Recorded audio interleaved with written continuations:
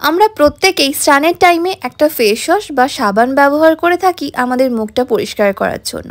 কিন্তু হ্যাঁ, আজ আমি তোমাদের সাথে এমনই একটা ক্লেনজার শেয়ার করব যেটা স্নানের টাইমে রোজ একবার করে ব্যবহার করলে তোমাকে এক্সট্রা করে আর কোনো সাবান বা ফেস ওয়াশ ইউজ করতে হবে না।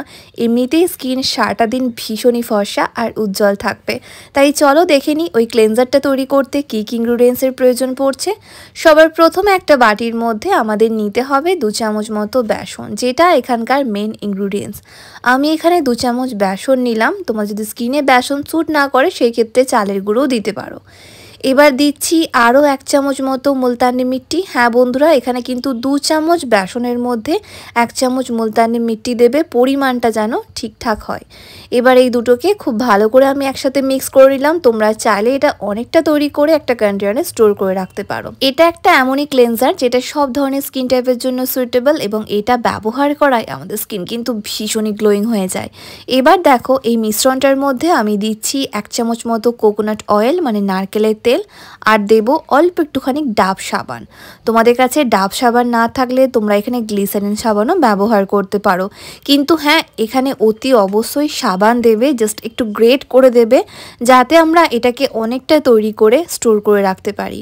এবার গ্রেট করা সাবানটার মধ্যে আমাদের দিতে হবে জাস্ট অল্প একটুখানি লেবুর রস, আর দেবে পরিমাণ মতো কাঁচা দুধ মানে র মিল্ক।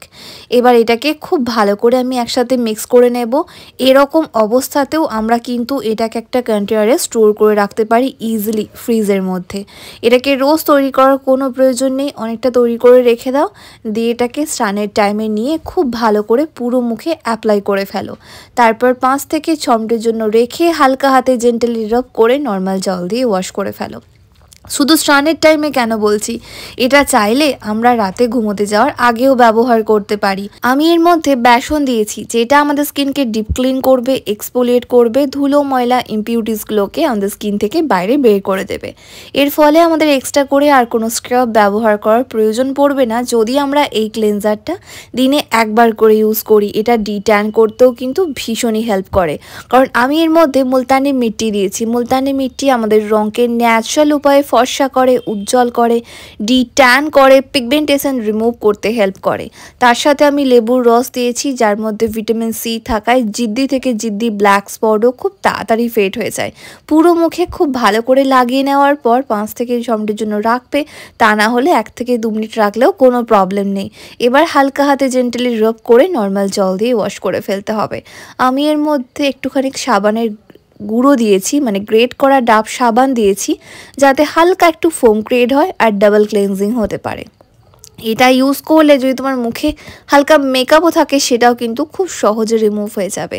তাই রেগুলার বেসিসে মুখ ধোয়ার জন্য ঠিক এরকম একটা ক্লেনজার আমাদের প্রয়োজন, যেটা রঙকে ফর্সা করবে, উজ্জ্বল করবে, ডিট্যান করবে। আর এর মধ্যে আমি প্রত্যেকটাই হোমমেড উপাদান দিয়েছি যাতে কম বেশি এটা আমরা প্রত্যেকে ইউজ করতে পারি এবং নিজেদের ত্বককে বাড়িতে বসে ফর্সা আর উজ্জ্বল করে তুলতে পারি। আশা করছি অন ক্যামেরা তোমরা আমার স্কিন দেখে বুঝতেই পারছো যে এরকম একটা হোমমেড স্কিন হোয়াইটনিং ক্লেনজার ব্যবহার করায় আগের থেকে আমার রং কতটা ফর্সা দেখাচ্ছে।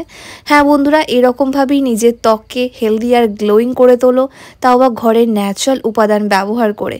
আমি এর মধ্যে যেগুলো ব্যবহার করেছি প্রত্যেকটাই আমাদের কিচেনে অ্যাভেলেবেল থাকে, আর এগুলো সমস্ত ধরনের স্কিন টাইপের জন্য সুইটেবল। এটা টিনেজার থেকে শুরু করে সিনিয়র সিটিজেন আমরা সকলে ব্যবহার করতে পারি, যেহেতু গরম পড়ছে আর গরম মানেই ট্যানের সমস্যা আমাদের সকলকেই ফেস করতে হয়।